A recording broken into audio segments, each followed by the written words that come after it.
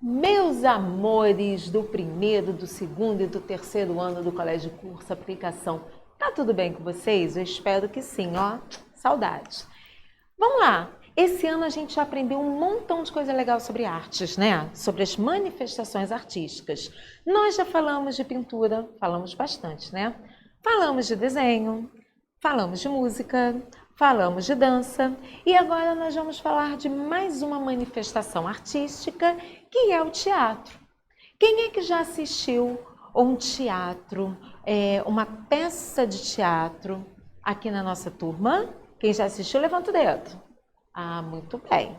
Então, no teatro, os atores, eles estão vivendo histórias que podem ser histórias engraçadas, podem ser histórias tristes, podem ser histórias de suspense, né? Histórias de terror, histórias vamos lá, histórias engraçadas. Então, eles vão viver essas histórias no teatro. Mas será quando, em que momento surgiu o teatro? Vamos descobrir?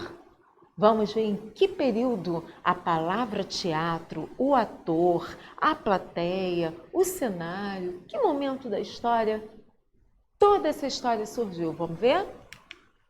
Aqui, na Grécia Antiga, a palavra teatro quer dizer lugar da onde se vê. E foi na Grécia Antiga que eles tiveram a ideia de criar um local onde essas pessoas poderiam viver, aprender, ensinar através de histórias. Então, se a gente observar bem essa imagem, isso é uma ruína. Ou seja, ele já foi todo bonitão há muitos e muitos séculos atrás, aproximadamente, galerinha, vamos colocar aí 400 a 300 anos antes de Cristo, tá? Mas o tempo foi passando, estamos no século 21, 2020, e olha quanto tempo se passou, certo? Então, por isso que esse teatro que estamos vendo aqui, ele está em ruínas. Bom, na época que ele foi construído, todo lindo, bonitão, para a galera grega assistir, nós observamos o seguinte: estão vendo, agora a tia de arte vai apanhar um pouquinho, aqui olha, o lugar onde a plateia sentava era construído nas encostas dos morros gregos. Por quê? Primeiro, para todo mundo conseguir ver. Quem estava sentado aqui nesse lugarzinho ia ter uma visão legal do palco, da mesma maneira de quem estivesse aqui pertinho, na fileira do gargarejo, certo? Segundo, porque o coral. O que é o coral? O coral é um grupo de pessoas que vai repetir a fala do ator. Oi, professora, como é que é isso? Seguinte, galera, não tinha microfone naquela época. Então, como o ator que estava aqui, olha, se apresentando no palco, ia falar, ia conseguir ser ouvido por toda a plateia. Então, era muito comum que tivesse um grupo de pessoas, esse grupo de pessoas ia formar o coro, e esse coro ia falar as falas dos atores, né, de uma maneira todo mundo junto, por isso a palavra coral, coro, coral, e aí todo mundo ia escutar o que estava acontecendo naquela peça. Por quê? Todo mundo falando junto ao mesmo tempo, nessa acústica, nesse local, o eco ia propagar a voz de todo mundo. Uma outra coisa muito legal que acontecia nessa época, que o cenário, que é essa construção aqui que vocês estão vendo, tá? Ele podia ser feito de madeira ou de pedra. E vocês estão vendo essas portinhas aqui em arco? Então, compunha o cenário e tá vendo esta portinha aqui? Era por onde os atores saíam. Tinha uma portinha de um lado, uma portinha do outro. Aqui, olha, era o palco, onde está essa graminha verde, né? Era o palco onde eles se apresentavam. E aqui, essa meia-lua era onde ficava, né, onde era feito o sacrifício aos deuses, porque no teatro grego eles misturavam um pouco de teatro, um pouco de religião. Então, onde eram feitos os sacrifícios aos deuses, onde ficava o coral, onde ficavam os dançarinos, tá? O teatro grego surgiu em homenagem a essa pessoinha que está com esse cacho de uva na mão e a taça de vinho na outra. O nome dessa pessoinha, que na verdade era um deus grego, ele se chamava Dionísio. E Dionísio era o rei da festa, o deus do vinho. Era o rei, não, perdão, era o deus das festas, o deus do vinho. E era muito comum na Grécia Antiga que durante as festividades para os seus deuses, porque eles acreditavam em mais de um, ou seja, eles eram politeístas, era muito comum que um grego ou uma mulher grega, né, fosse vestida do deus homenageado e desfilasse, né, mandando beijinho, tchauzinho, para a galera que estava ali assistindo ao desfile. Mas teve um cara chamado Téspis, que ele estava vestido de Dionísio e ele teve a ideia de falar com as pessoas como se ele fosse Dionísio. Daí nasce a figura do ator e logo em seguida a figura do teatro, do jeito que a gente conhece. Na Grécia Antiga, como vocês acham? Já expliquei a história do som, né? Mas como vocês acham que o carinha que estava assistindo a peça aqui de cima, bem do alto, ia conseguir enxergar os atores que estavam aqui embaixo? Eles usavam dois artifícios muito interessantes. O primeiro era um sapato que parece um tamanco gigante. Sabe a Salta na Bela da mãe de vocês? Então, era bem maior que Salta na Bela. Sim, mais ou menos desse tamanho. Era um sapato chamado cotume. E, além do sapato chamado cotume, para eles ficarem mais altos, eles também usavam essas máscaras. Vocês com certeza já viram essas máscaras por aí. A máscara do drama, né? E a máscara das histórias mais densas, né? Das histórias que era uma lição para eles aprenderem alguma coisa, ou das comédias, que era para eles rirem e se divertirem, tá? Então a máscara do drama é essa aqui, vamos ver, deixa eu ver se consigo mostrar para vocês, aqui, muito bem, onde o olhinho tá para baixo e a boquinha também, como se ele estivesse muito triste. E a da comédia, cadê aqui? Já é mais alegre, né? Boca sorrindo e o olhinho para cima. Então essas máscaras, galerinhas, elas eram grandes, tá? Porque a máscara grande, sendo usada pelo ator, quem estivesse na parte superior aqui do teatro ia conseguir saber se aquele personagem era o personagem da comédia ou era o personagem da tragédia. Certo? E o tempo foi passando. No Renascimento surgiu um tipo de teatro mais popular.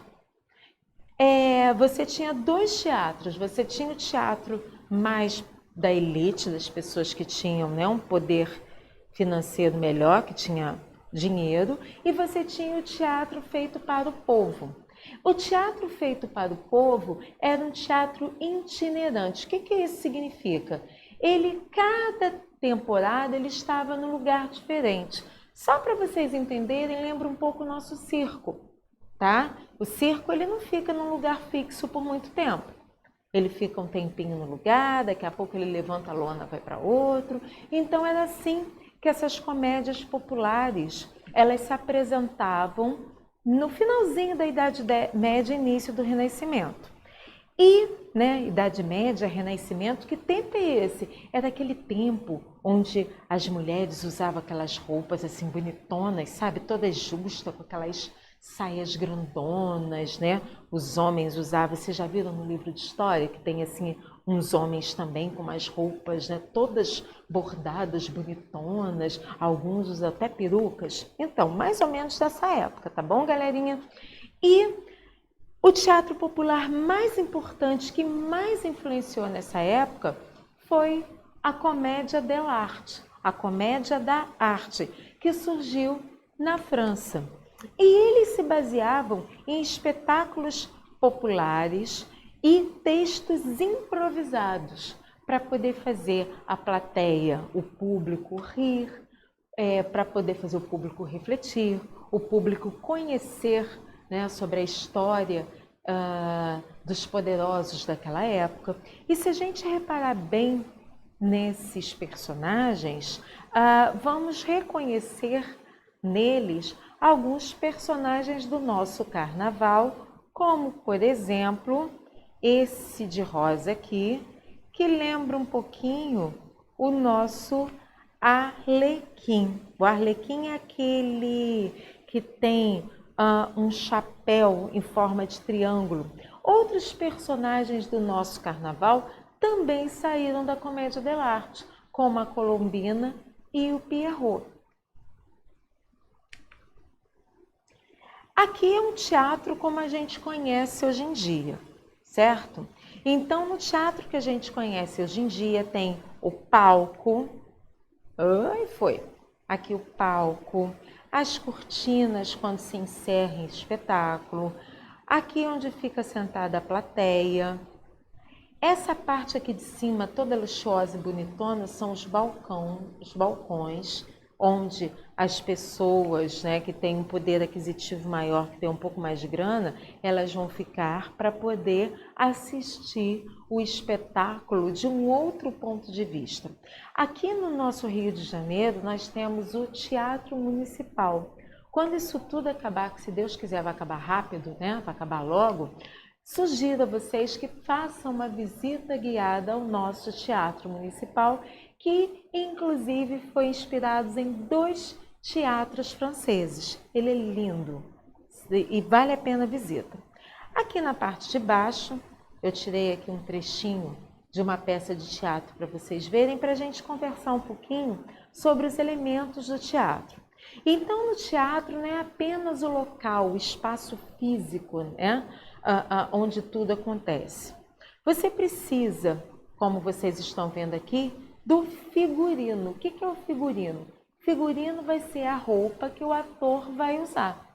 Então, aqui no caso, é uma mãe, está fazendo uma mãe. Então, ela vai se vestir, né, como uma mãe. Aqui eu peguei uma cena do Minha Mãe, uma peça.